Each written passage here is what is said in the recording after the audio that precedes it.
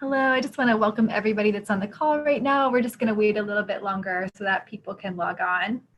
So I'm going to mute myself and we'll just wait for about 3 minutes and then we'll get started. Thank you.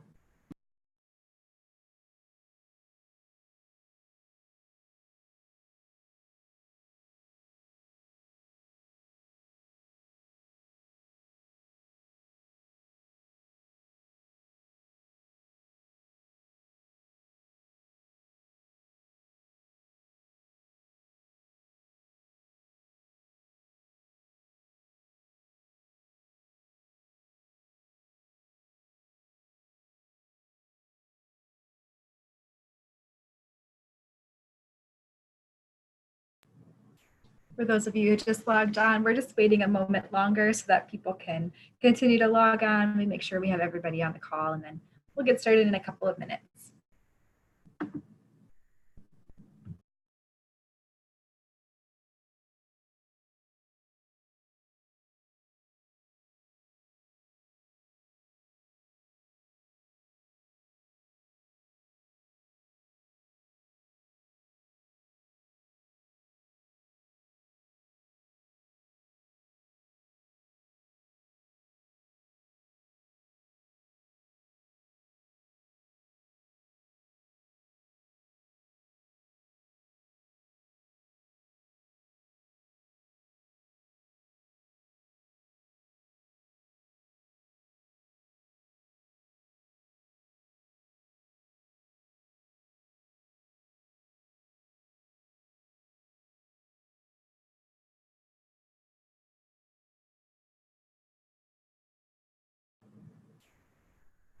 Hello, if you just joined the call, we're just waiting a moment longer to make sure everyone gets a chance to join before we begin. Welcome.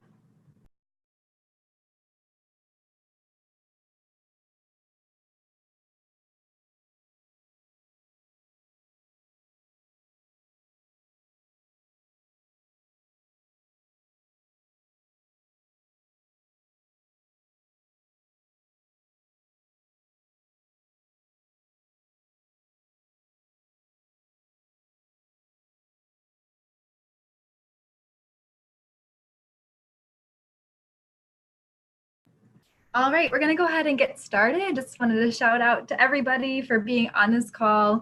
I know you could be doing a lot of other things at 6 and 7 o'clock. So we're just so glad that you're here. We're going to get started. We'll do intros in a bit, but just gathering us all here for stopping this block grant in its tracks. The purpose of this call is to find out ways to defend TennCare in your communities by submitting comments, as many comments as possible during this block grant federal comment period. So my name is Charlotte Pate. I'm the Community Engagement Coordinator here at TJC, and I'm just so excited to talk to you tonight and work with you in the future if we haven't already worked together. So I'm going to let Mallory introduce herself. Mallory? Hey, I'm Mallory Hatcher. I'm a mom, occupational therapist, and I'm chapter leader of Little Lobbyists Tennessee.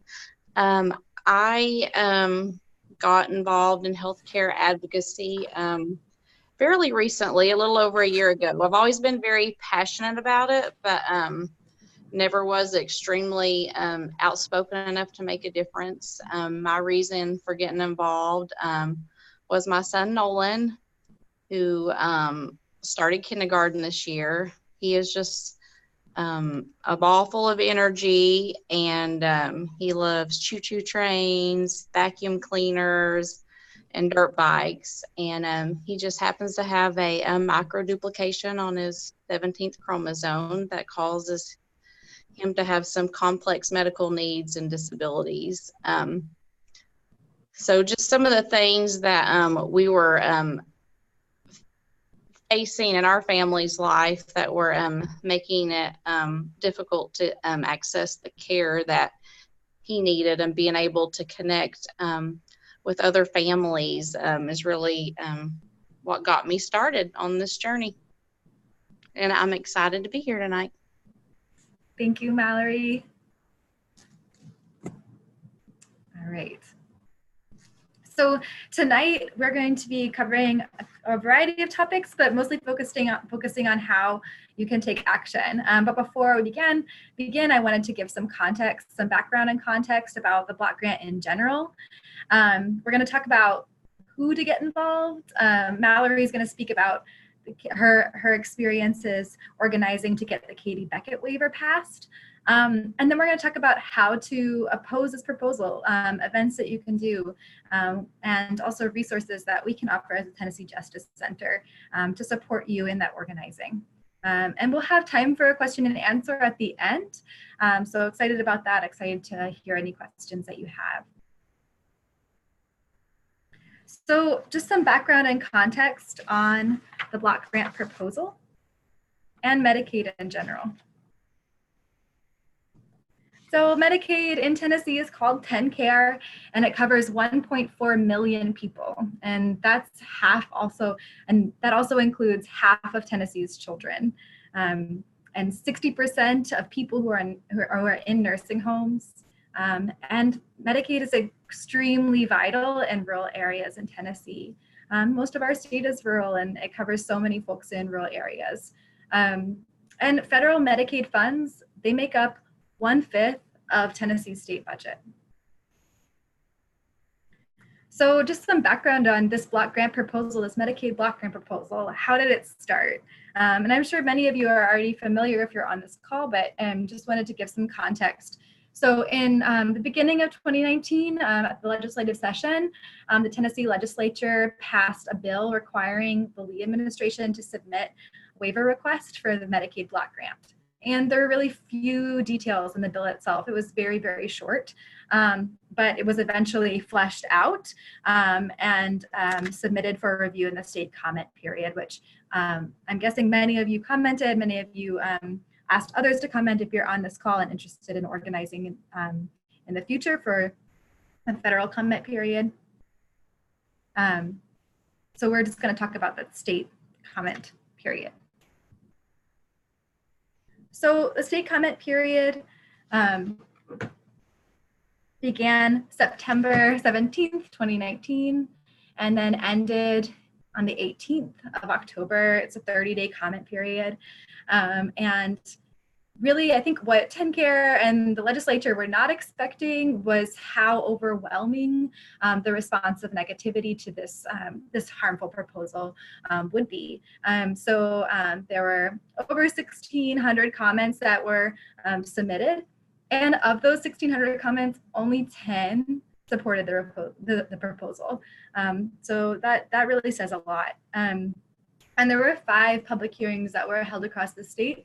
I'm wondering if many of you attended, but out of those 5 public hearings, of which many of them had 100 people or more, only one person actually supported the proposal, and they had a financial interest in mind too with that. The block grant proposal would be very beneficial for their business. So yeah, but I mean, we already know a lot about this block grant proposal being harmful, but it's just that also grounding ourselves in the fact that nobody thinks that this is a good idea. And TJC did some analysis of the state comment period. We looked at the comments themselves, what people were saying, what things were important. So if you want to, you can check out this block grant analysis that we have on our webpage under resources. I'll show you where it is a little later in the presentation. All right, so right now we are in the federal comment period. So it's 30 days. It started the day before Thanksgiving and it's ending December 27th. So yeah, this is really intentional timing. I mean, really this gives us about 15 days to get as many comments in as possible on the federal level. And we are limited by the holidays. This is the time that usually people are hunkering down and involved in holiday activities. And so we have to really think creatively when it comes to getting comments during this time. And I bet that we are going to show up, we already are, loudly against this proposal. And we're going to show them that no matter what the time is, we can show up for justice. So yes, it is critically important that individuals and organizations submit comments that unequivocally oppose the block grant waiver, not making suggestions or anything like that. Yes, and then so this will be reviewed by CMS. So when you're talking to folks, it's helpful to think about these 5 talking points, and you can word them however you want, but I'm just going to go through them quickly before Mallory shares. So the 5 main takeaways. The block grant proposal invites discrimination against patients with costly medical conditions. The block grant proposal puts all TennCare patients and services at risk by eliminating federal Medicaid managed care rules. And there's some more background information about all of these talking points in our resources section of our webpage, which I'll point out at the end. The block grant threatens program integrity in a program that needs more accountability, not less. We know Tennessee doesn't have a good track record at all. 200,000 children were disenrolled in the last 2 years from TennCare, and that's incredibly unacceptable. And so this is a program that needs more accountability. The block grant creates a powerful incentive to skimp on patient care by allowing the state to divert TennCare savings into other parts of the state budget. The block grant is a political gimmick, not a serious answer to Tennesseans' real health concerns. All right, so I know I moved through those quickly, but just wanted to let y'all know that there will be more information about that provided to you, and I'm happy to talk about it anytime, but want to get into the part where we're talking about organizing. So who else is against this Medicaid block grant? I mean, we're getting national attention for this and have for a long time. And there are so many national organizations that speak out against block grants, and this block grant in particular. So here's a nice graphic that just shows the overwhelming opposition to this block grant proposal nationally. Also knowing that there are so many organizations in our state of Tennessee that are against it, and chapters of these organizations. All right. So how do you submit comments opposing this harmful proposal? So it's a little bit different this time around with the federal comment period. We actually have a really amazing portal that we're going to be using that you can actually access through texting. And I'll let you know about that in a moment. Our next slide will go over that of just how we can submit comments this time around. But just to reinforce that comments are really the best way to defeat this harmful proposal. And the federal government has to review and consider all of the comments. If it doesn't, then the proposal can be overturned. And comments are the reason why a harmful Medicaid proposal in Kentucky was stopped in its tracks. Comments really, really do matter in this case. And also comments go into a record that can be used for litigation later. All right, so in these comments, we're saying that we unequivocally oppose. There are no changes to be made. It's condemnable. You can cite research and studies if you like, and really just emphasizing the negative impact for folks on TennCare and citing stories of people overcoming TennCare's current bureaucratic hurdles. If they're having trouble, if they had trouble with the network adequacy or having difficulties getting prescriptions. All right, so here's what I meant about this new portal where you can text. You can text Justice 4TN to 522-886, and that's a way to comment. So that's really useful in trying to spread the word quickly. It's something that even today we walked around downtown and we passed out little slips of paper that just had that text this to this to comment today. And the great thing is that when you text that, then you'll also be linked to information. So, and the survey itself that you're prompted to fill out to submit a comment will also provide some background information. So the way that this comment portal works is it is a survey. You go through it and you answer simple questions about yourself and your community. And what that does is that generates a unique comment that is submitted to the federal comment portal. All right. So we know how to submit comments. So now, how do we spread the word? So something that we like to talk about around here is whole person, whole community organizing. And so when you're going into doing this for the first time, it's really crucial to think about yourself as someone who interacts with so many different networks. None of us is an island. And there are places that we frequent, there are the groups that we're part of that are all opportunities to spread the word about this harmful proposal. And those are groups that are going to be affected by this harmful proposal. So thinking about maybe the doctor's office that you go to, or a business that you frequent, groups that you're a part of, the gym, your local library, the school where your child goes. These are all places that you can ask people to get involved. And sometimes it might take a little bit of creativity, but we need creativity to fight this big bad proposal. So when you're first getting started, it might be helpful to just write down all of the communities that you're a part of, and also ones that meet regularly. Like that can be very helpful to think about too. So yeah, here are just some examples of places to spread the word. Your faith community, your doctor's office, meetings that are already happening, like book clubs, men's groups, that sort of thing. Gym.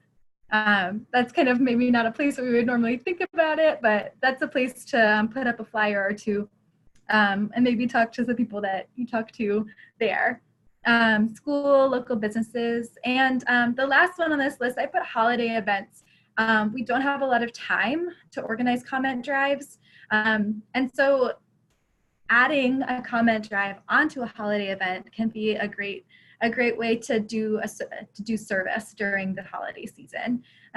So talking to event organizers that are already planning events, and then seeing if you can invite folks to drive, and maybe have a computer or have little cards that say text to action on there, so that they can know how to comment. All right, Mallory, if you wouldn't mind sharing about your amazing experiences and powerful community organizing during the Katie Beckett organizing time. All right. I've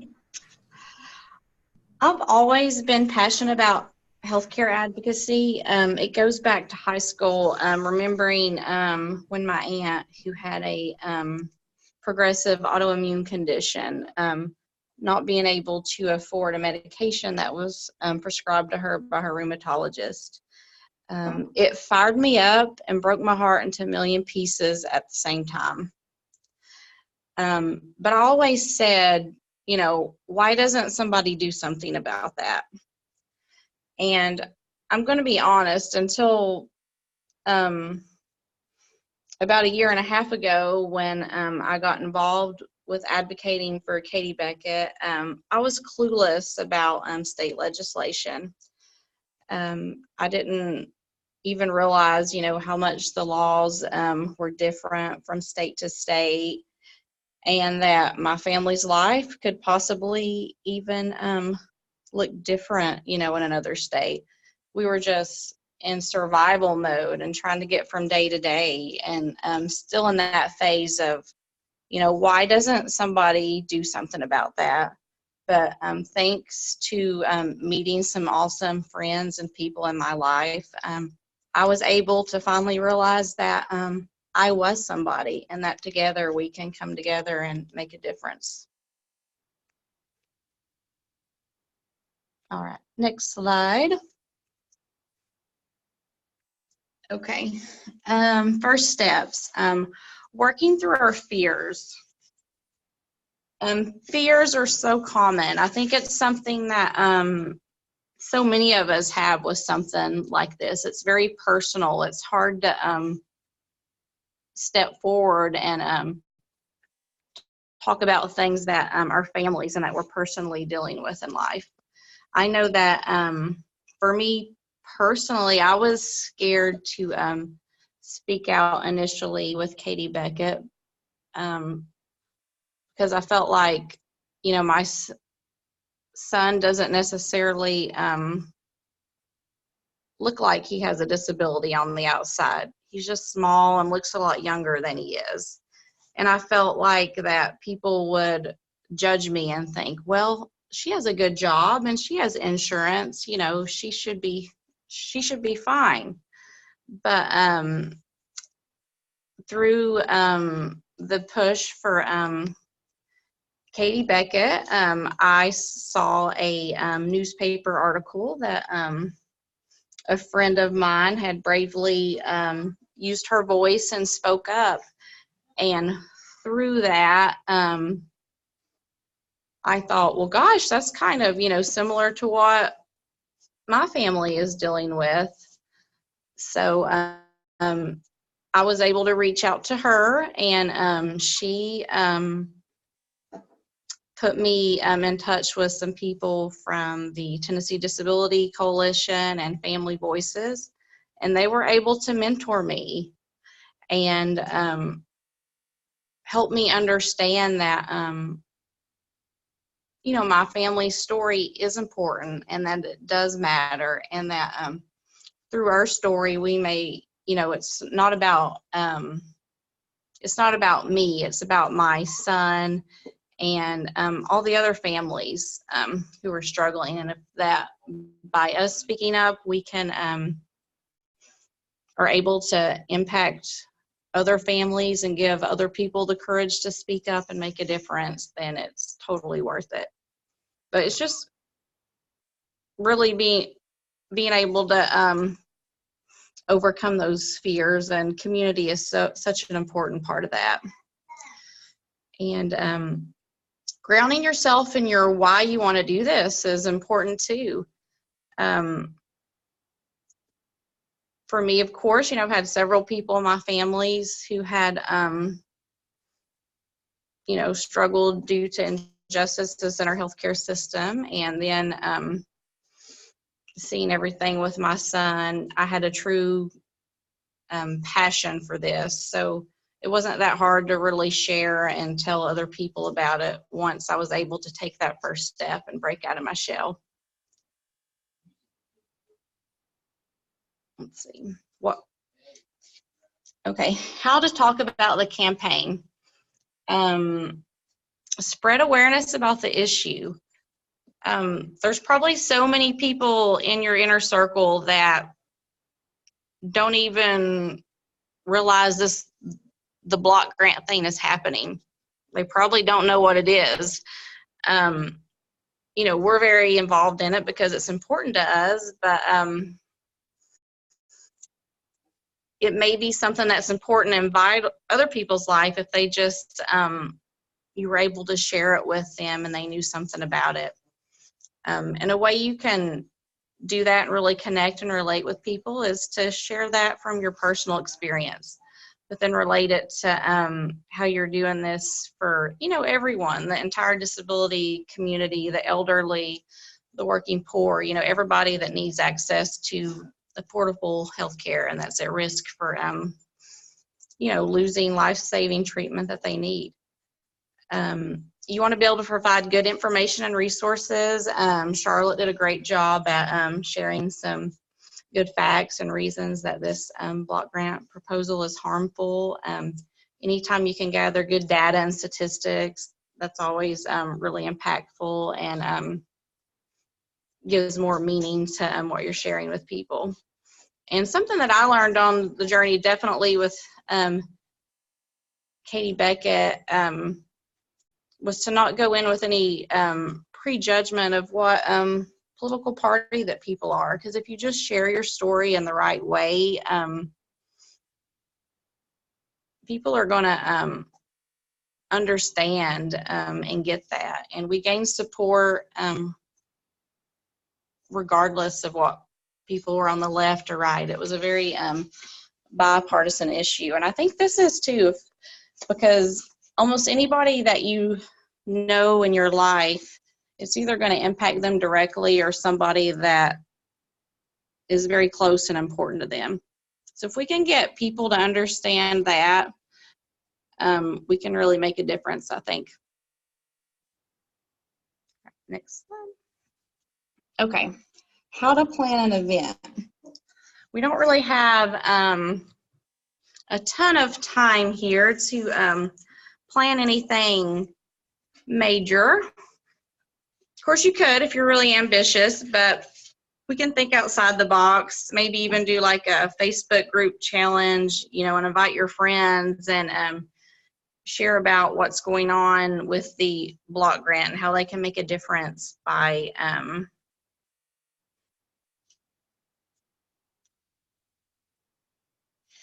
let's see.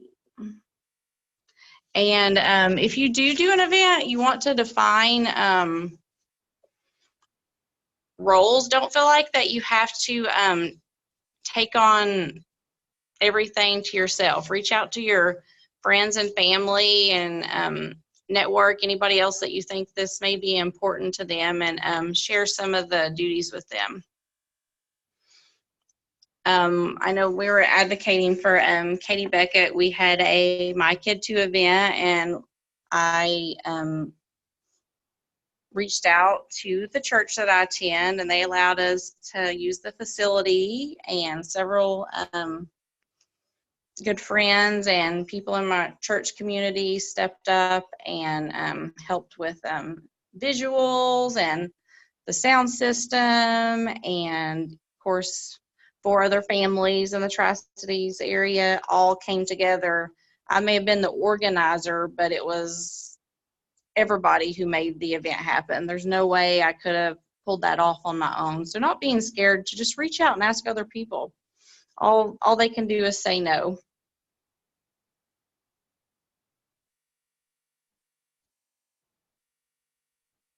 Okay, how to plan an event. Social media is a great way to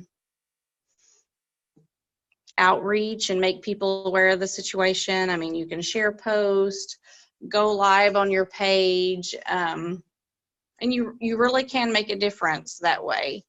But I think another, with the internet and social media being so available, sometimes we kind of forget about the old school method that can sometimes just be more impactful, talking one-on-one to people.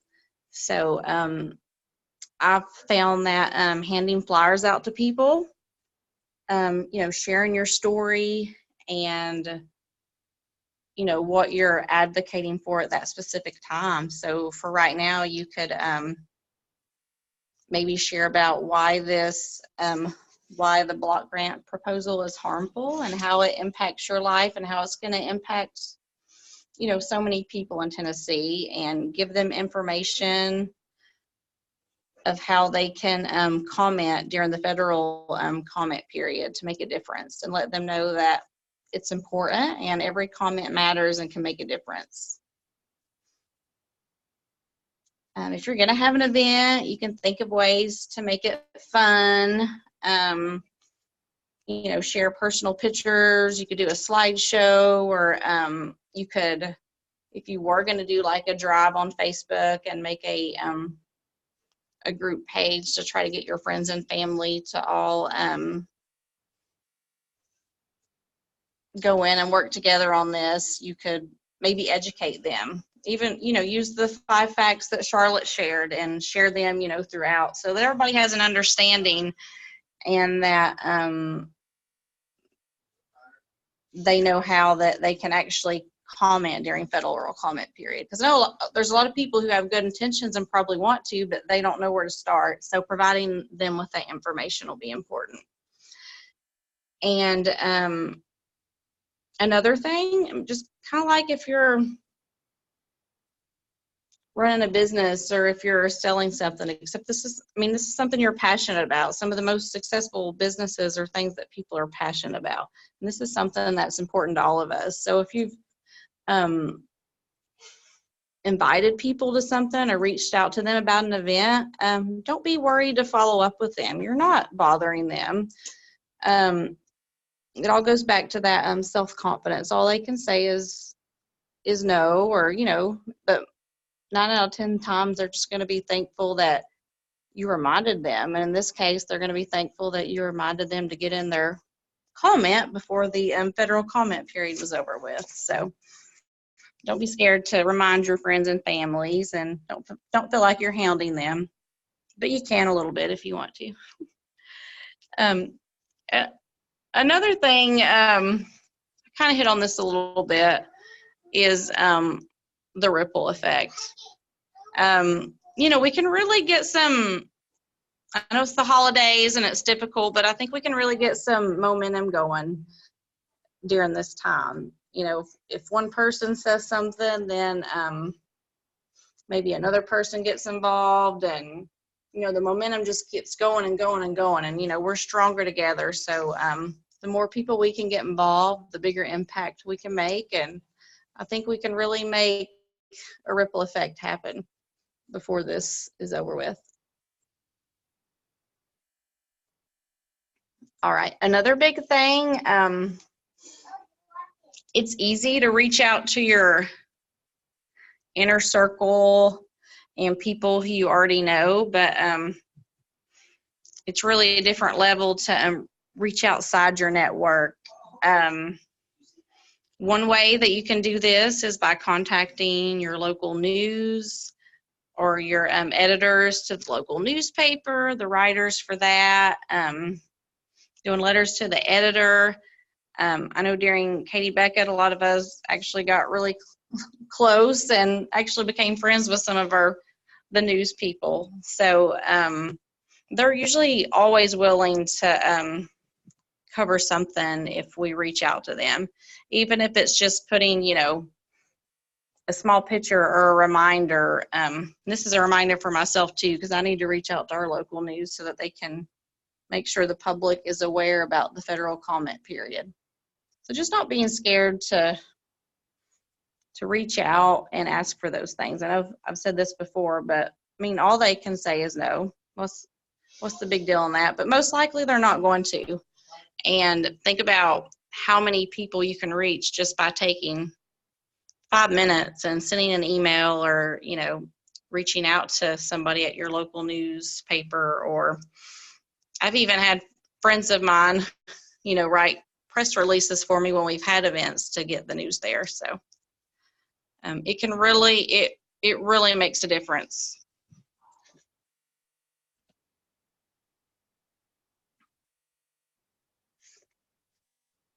All right, is it back to you, Charlotte? It's back to me. All right. Thank you so much, Mallory. Yeah. Thank you. All right. So just bringing it back to the Medicaid block grant, and Mallory tied this in so well to the work that she has been doing. So what are ways to organize against the Medicaid block grant? All right. So comment drives are going to be really crucial.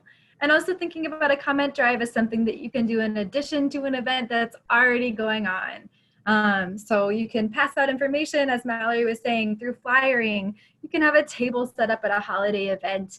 I'd love to hear about people going caroling and spreading the word. That could be really festive and fun. But yeah, that's going to be really important, and getting as many comments in. And I'm happy to support in any way that I can with that. Thinking about online actions that you can do, posting or sharing on your social media about the block grant. And we do have material ready for you to share if that's something that you want to do. Thinking about if you are already submitting, if you're already submitting a comment, recording a video of you reading your comment. Videos get a lot of hits on social media, and so having a video could encourage so many others to take a stand. And also thinking about places you can make announcements. I worked with someone to put a bit of information in his church bulletin about making a comment during the federal comment period. Happy to do that anytime. And that is a really great way to disseminate information. Especially when it's just this link to text to action. You could organize a quick phone bank. It could look like a few of your friends just sitting around the table and calling your other friends, or it could look like asking me to generate a list of folks in your area that maybe you don't know, and asking them if they have submitted a comment. Yes, So flyering, tabling, all this is really, really useful. So I just wanted to walk us through the resources that are available. We're really trying to fill out our resources page on our website to just provide as many resources as we can to you in your organizing endeavors. So I'm going to try and switch the screen so that you can see where this is. Maybe you're seeing it now. All right. So if you're going to our website, under Healthcare Medicaid Block Grant, you can scroll down and then click on Want to Learn More. And under that, we have a lot of resources for you. So we have Medicaid Block Grant facts that you should know. We have a history of Tennessee's mismanaged care providers.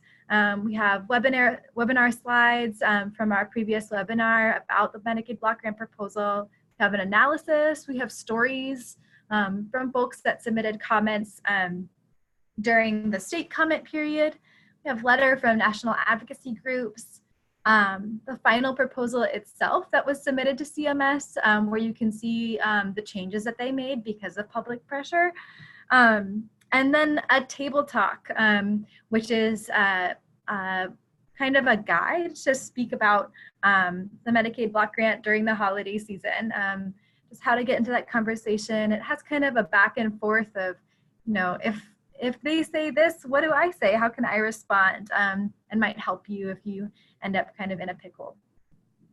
And then also there are shareable images for you to download, and you can put it anywhere you want. You can print them out and share them with anyone and everyone. So things that we also have available are articles. Articles are a really great way to share information to folks as well, and also just posting those on your personal page. The talking points, like I said, are on the website. And also, I just want to make myself completely available to you. So I'm happy to provide you with sample press releases, connect you to people in your area, or really anything that I can do to support. Also, if you're wanting to write an article in your local paper, I'm happy to look it over for you if you like. If you just want another set of eyes, I'm available to do any of that.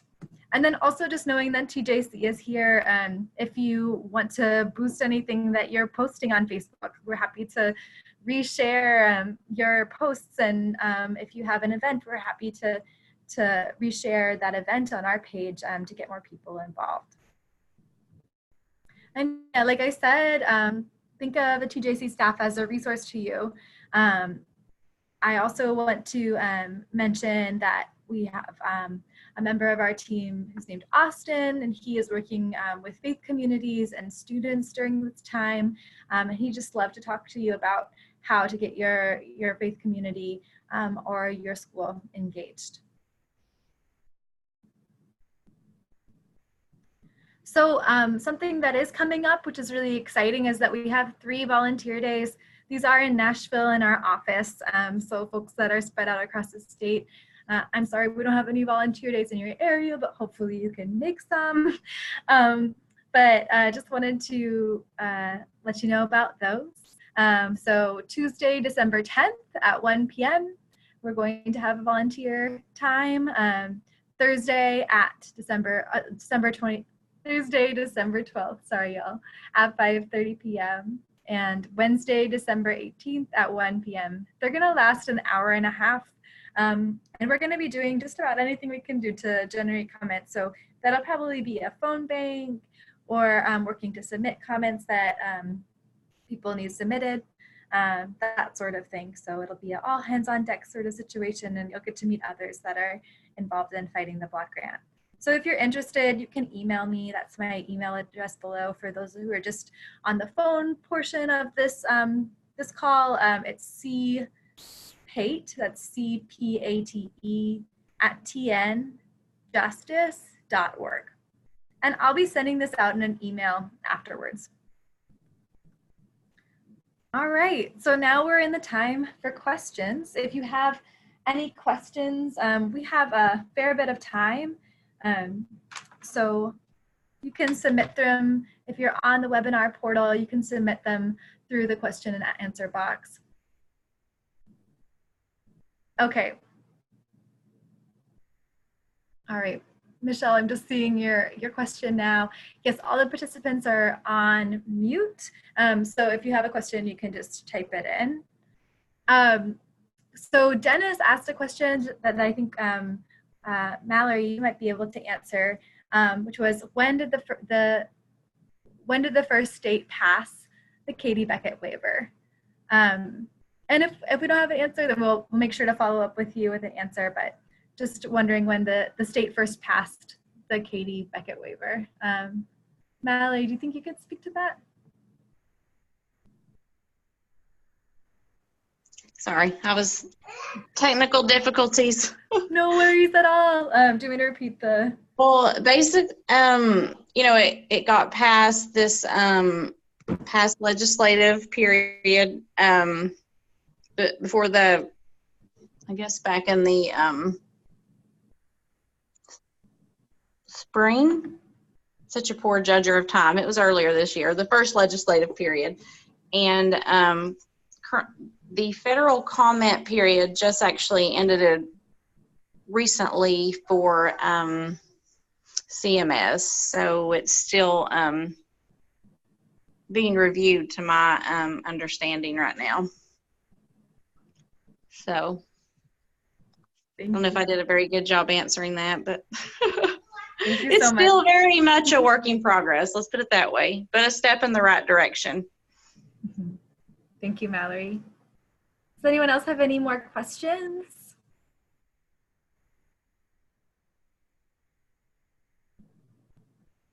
Just leave a little bit of time if you want to submit a question.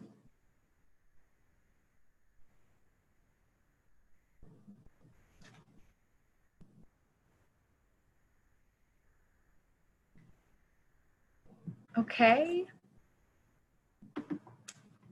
So now I'm just wondering who's excited to host a comment drive. So if you are thinking about doing something, maybe you could just type it in to the comments. The comment boxes in the webinar so that we can share it out loud. I can share it out loud for everyone. Or maybe it's just something you thought about that you're thinking about doing.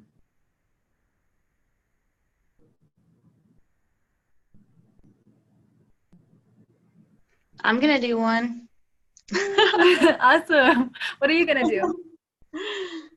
I don't know. I'm usually a fly by the seat of my pants kind of person, so I definitely want to maybe organize a Facebook group and invite, you know, most of my friends and family to just educate them and give them step by step of what to do, and people that I'm closer to, I'm going to hold them accountable for their comments during comment period out of love.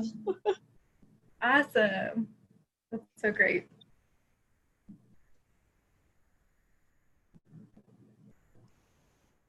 All right. Does anyone else want to share?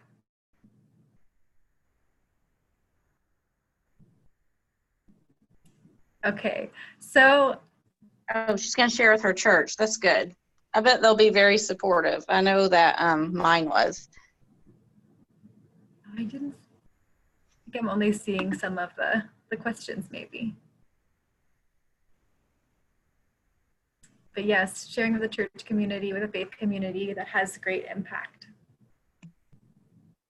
Wonderful. So just moving forward, I'm going to send you an email that has the link to all the resources, link to the volunteer days. I hope you'll sign up if you're in the Nashville area.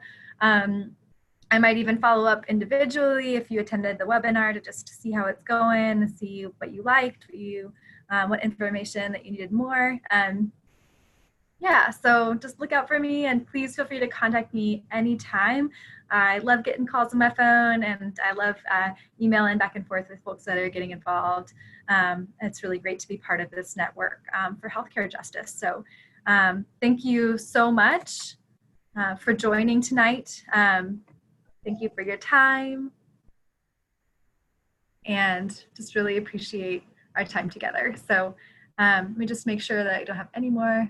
I saw something blinking. Oops. Awesome, Jean. She's gonna reach out to some people on the news. I think that I can see certain Yeah. people's comments and you can see certain people's for whatever reason.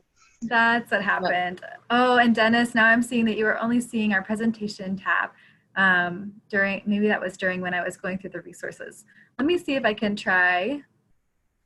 And so I love the Tennessee Justice Center spin on Jolene.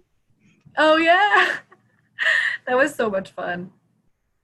I think, Dennis, I'm seeing how I can screen share to, let's see if I can do it. Okay, here we are. I think that will work. Sorry about that earlier, y'all. All right, so here's the resources page on our webpage. So if you just go to healthcare and then Medicaid block grant, you'll see there. And then scroll down.